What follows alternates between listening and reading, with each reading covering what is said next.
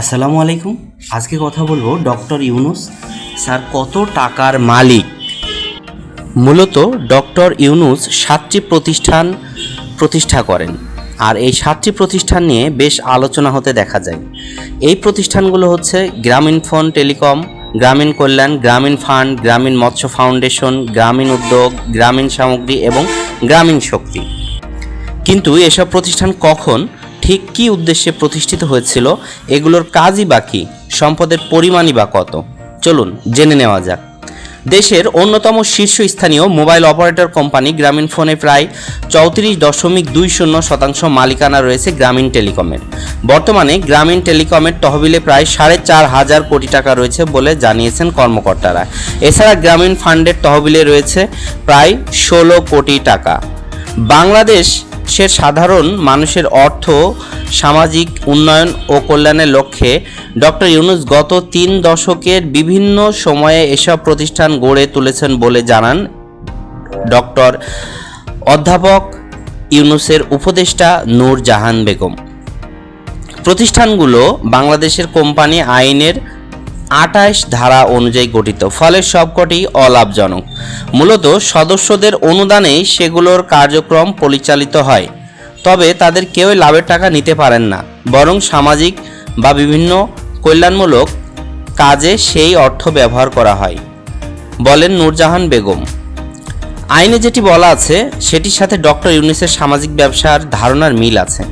আমি যতদিন আছি আপনাদেরকে খালি উৎসাহিত করবো, সামাজিক ব্যবসা করেন, যা ব্যবসা করেন, টাকা পয়সা করেন, অসুবিধা নেই, পাশে একটা সামাজিক ব্যবসা করেন। অধ্যাপক মোহাম্মদ ইউনূস প্রতিষ্ঠা লগ্ন থেকে এসব প্রতিষ্ঠানের চেয়ারম্যান পদে রয়েছেন। তবে পরিচালনার জন্য প্রতিটি প্রতিষ্ঠানের ভিন্ন ভিন্ন পর্ষদ রয়েছে। গত 2 দশকের বেশি সময় ধরে ওই 7টি প্রতিষ্ঠান অধ্যাপক ইউনূস নিয়ন্ত্রণে রয়েছে। তবে সম্প্রতি তিনি অভিযোগ করেন যে গ্রামীণ ব্যাংক সেগুলো জবরদখল করে নিচ্ছে। যদিও প্রতিষ্ঠানগুলো তাদের টাকায় গড়ে তোলা হয়েছে বলে দাবি করে গ্রামীণ ব্যাংক বলছে আইন মেনেই সেগুলো নিয়ন্ত্রণ নেওয়া হয়েছে। চলুন এবার জেনে নেওয়া যাক অধ্যাপক ডক্টর ইউনূসের আলোচিত ওই 7টি প্রতিষ্ঠানের কোনটি কী ধরনের কাজ। গ্রামীণ টেলিকম দেশের অন্যতম শীর্ষস্থানীয় মোবাইল অপারেটর কোম্পানি গ্রামীণফোনে প্রায় 34.20% মালিকানা রয়েছে গ্রামীণ টেলিকমের। ফলে গ্রামীণফোনের মুনাফার একটি উল্লেখযোগ্য অংশ প্রতি বছর গ্রামীণ টেলিকমের তহবিলে যোগ হয়। বর্তমানে গ্রামীণের ফোনের টেলিকম তহবিলে প্রায় 4.5 কোটি টাকা রয়েছে বলে জানিয়েছেন কর্মকর্তারা। 1995 সালের 16 অক্টোবর একটি অলাভজনক প্রতিষ্ঠান নিয়ে এটি যাত্রা শুরু করে, অর্থাৎ এটি ছিল মূলত একটি অলাভজনক প্রতিষ্ঠান।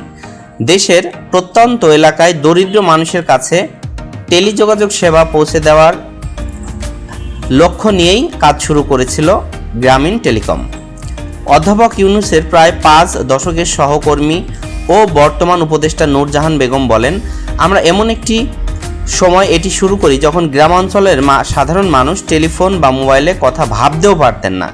তিনি তখন জানান, তখন স্বল্প মূল্যে তাদের কাছে আমরা এই সেবা পৌঁছে দিতে চেয়েছি, যাতে ব্যবসা বাণিজ্যের পাশাপাশি জরুরি প্রয়োজনেও তারা দূর দূরান্তে সহজে যোগাযোগ করেন বা করতে পারেন।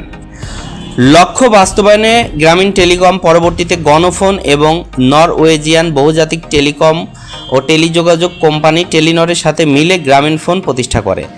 নূরজাহান বলেন, প্রতিষ্ঠার পর আমরা সারা দেশে প্রায় 18 লাখ নারীকে স্বল্প মূল্যের কিস্তিতে মোবাইল ফোন দিয়েছি, যেগুলো তারা মাসে গড়ে 4,000 টাকা করে বাড়তি উপার্জন করেছে।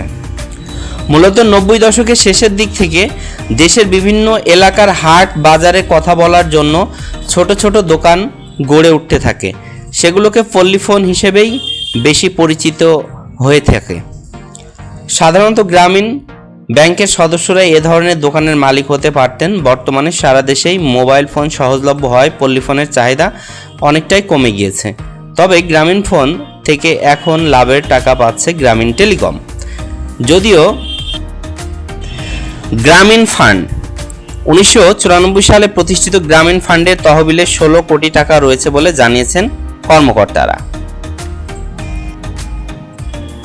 গ্রামীণ শক্তি এক সময়ে লাভজনক এই প্রতিষ্ঠান গত কয়েক বছরে ৩৫ কোটি টাকা লোকসান গুনেছে বলে জানিয়েছেন কর্মকর্তারা। গ্রামীণ মৎস্য ফাউন্ডেশন ১৯৯৪ সালে প্রতিষ্ঠিত এই ফাউন্ডেশনের প্রধান লক্ষ্য ছিল মাছ চাষের মাধ্যমে অভাবী মানুষকে আর্থিকভাবে স্বাবলম্বী করে তোলা। এই লক্ষ্যে তারা সরকারি মালিকানায় থাকা বড় বড় পুকুর ও দিঘির ইজারা নিয়ে থাকে। এরপর স্থানীয় দরিদ্র মানুষের সাথে অংশীদারিত্বের ভিত্তিতে চাষ করে। এক্ষেত্রে মাছ চাষের পুরো খরচ বহন করে গ্রামীণ শক্তি ফাউন্ডেশন। মাছ বড় হলে সেটি 2 ভাগ করে 1 ভাগ চাষিদের দেওয়া হয়। এভাবে ভাগে মাছ চাষ করে 2010 সাল পর্যন্ত কয়েক কোটি টাকা লাভ হয়েছে বলে জানিয়েছেন কর্মকর্তারা। আপনার ঠিক কী মনে হয় যে ডক্টর ইউনূস কি এত কম টাকার মালিক নাকি আরও বেশি? কমেন্ট বক্সে অবশ্যই জানাবেন আর ভিডিওটি শেয়ার করতে ভুলবেন না। ধন্যবাদ, ভালো থাকুন।